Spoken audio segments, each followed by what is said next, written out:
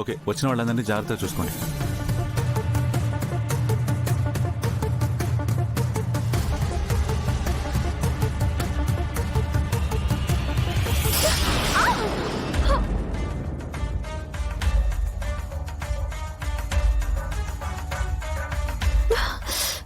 అయ్యో అయ్యో, లేవండి లేవండి, పైకి లేవండి.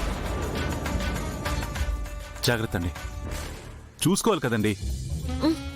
మీరేంటండి ఏదో ఒకటి పాడేసుకోవడమో లేక పడేయడమో చేస్తూ ఉంటారా? చూసుకోలేదండి. ఫేస్ కా ముసుగుంటే ఎలా కనిపిస్తుంది? ఆ ముసుగేసుకుంటే వాళ్ళ ఆయనకి దిష్టి తగలకుండా ఉంటుందని వాళ్ళ ఆచారం అట. ఓ ఇంట్రెస్టింగ్ అన్నయ్య. నీకు ఇంట్రెస్టింగ్ గా లేనివన్నీ ఇంట్రెస్టింగ్ గానే అనిపిస్తాయరా? నాకు తన్ని చూస్తుంటే గంగోదన గుర్తొస్తుంది అన్నయ్య. నాకు కూడా. ఇప్పుడు ఆ తింగర్ ఎందుకు గుర్తుకొస్తుంది మీకు? అంటే వదిన కూడా ఇలాగే నీకోసం ముసుగేసుకునే ఆచారం పాటించింది కదన్నయ్య. అవునవును, ఈవిడ్లాగే ఆవిడ కూడా గోడలకి సోఫాలకు గుద్దుకొని దెబ్బలు తగిలించుకుంటుంది. బ్రెయిన్లెస్.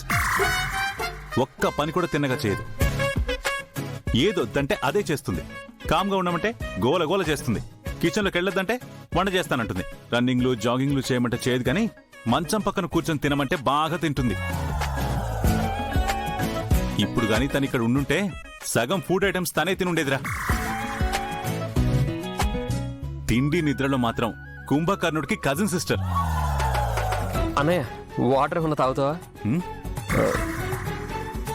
ఆ అన్నయ్యకి ఎందుకో గంగని మిస్ అవుతున్నాడు అనిపిస్తోంది. అందుకే తను లేకపోయినా తలుచుకొని మరి తిడుతున్నాడు. నేనెందుకు తనని మిస్ అవుతాను? వాళ్ళు చెప్పింది నిజమే సారు. ఇది కూడా ఒక రకమైన ప్రేమే. నా మగుడు కూడా అంతే, ఒట్టి మొండిగటం. నన్నేం చేసినా తిడతారు, కానీ నన్నెవరైనా ఏమైనంటే ఊరుకోరు.